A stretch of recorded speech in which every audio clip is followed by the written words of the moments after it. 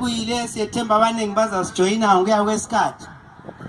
Kutheka ngitsho injongo esingayo lapha, injongo esingayo ukuthi siyayivala impompi. Ngicela litho ngemva kwami lithi siyayivala impompi. Siyayivala le impompi ethonta igciwane le-HIV.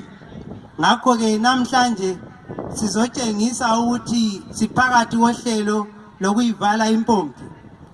Sithe asenzeni musical gala namhlanje ukuze uBulawayo wonke azi ukuthi kulomcimbi omkhulu esiwulungiselelayo ozabe ukhona mhla ka-1 December khonapha edorobheni elimhlophe eWhite City. Mhla ka-1 December 2017 sizabe siyivala khonapha impompi.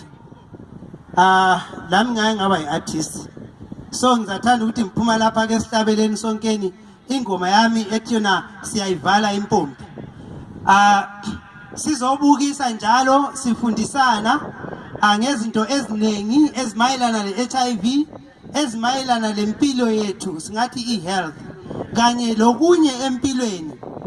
Kungakho nje silama partners aze ukuzokwenza ama-exhibitions kumbe anikeza ama-services athile.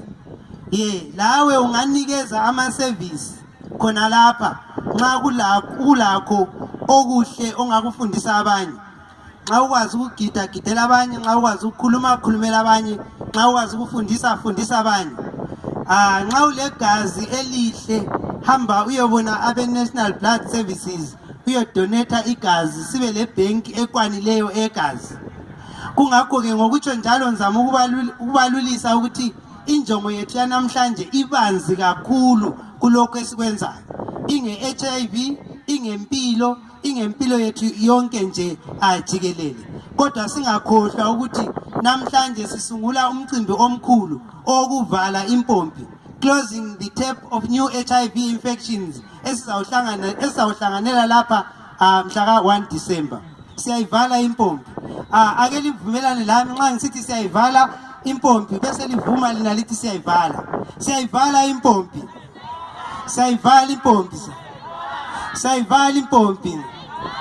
Lobi incane, lobi inkulu. Siyayivala kuphela impompi. I-HIV siyaqedelana layo lonyaka. Ngiyabonga.